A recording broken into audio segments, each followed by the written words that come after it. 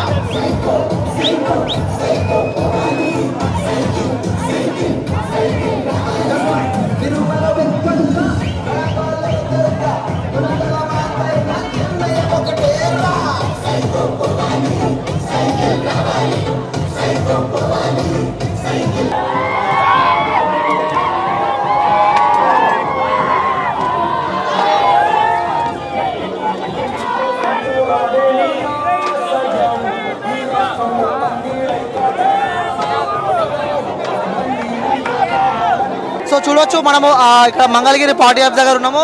So already గెలుపు దిశలో కూటమి ఉందని చెప్పుకోవచ్చు. సో ఇక మ్యాక్సిమం వై నాట్ 175 అన్నారు కానీ సో ఈసారి 100 సీట్లు కూడా రానేమని చెప్పి కూడా ఇటు టీడీపీ వాళ్ళు చెప్పడం మనం చూస్తున్నాం. ఆల్రెడీ ఆ కూటమి అలాగే టీడీపీ అభ్యర్థులు అయితే వాళ్ళు ఆ సంబరాల్లో ఉన్నారని కూడా చూడొచ్చు మనం ఒకసారి. సో వాళ్ళు పెద్ద ఎత్తున సంబరాలు జరుపుకుంటారు. ఇక పోలీసులు కూడా పెద్ద ఎత్తున మోహరించారు. సో ఆల్మోస్ట్ మేము గెలిచామంటూ కూడా ఆ కూటమికి సంబంధించిన వ్యక్తులు చెప్తున్నారు. సో 145 సీట్ల వరకు కూడా ఆ కూటమి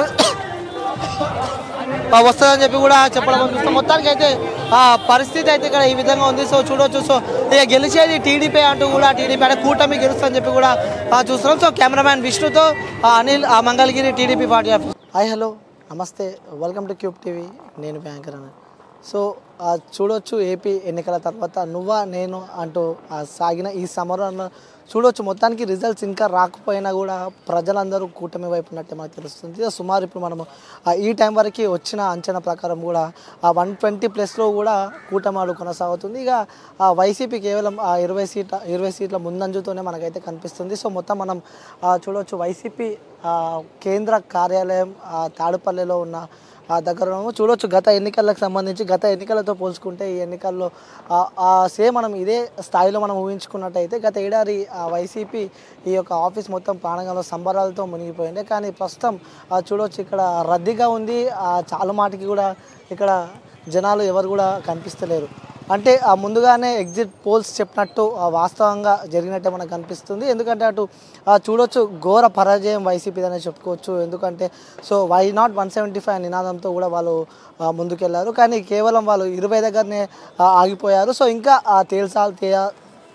ఇంకా తేలాల్సి ఉంది. సో ప్రజలందరూ కూటమి వైపే మొగ్గు చూపినట్టయితే మనకు తెలుస్తుంది. సో పెద్దలు సజ్జల రామకృష్ణ లాంటి వ్యక్తులు కూడా ఇంకా ఇక్కడ ఎవరు రాకపోయేసరికి కూడా వైసీపీ నేతకు సంబంధించి కూడా చాలామంది ప్రముఖులు కూడా ఇక్కడ ఎవరు లేకపోయేసరికి కూడా సో చూడవచ్చు వైసీపీ కార్యాలయం మొత్తం అయితే సో ప్రశాంతత వాతావరణం నెలకొందని చెప్పుకోవచ్చు. సో గత సంవత్సరం మనం పోల్చుకుంటే మాత్రం ఇదే ప్రాంతంలో పెద్ద ఎత్తున సంబరాలతో కూడా మునిగిపోయారు. సో ప్రస్తుతం ఇక్కడ సో ఎలాంటి అంటే వైసీపీ నేతలంతా కూడా తీవ్ర బాధలో ఉన్నట్టయితే మనకు తెలుస్తుంది. సో పెద్దలు సజ్జల రామకృష్ణ లాంటి వ్యక్తులు కూడా సో ప్రెస్ మీట్ ఎప్పుడు పెడతారు అని చెప్పి కూడా చాలామంది ఏపీకి సంబంధించిన ప్రజలైతే వెయిట్ చేస్తారని చెప్పుకోవచ్చు.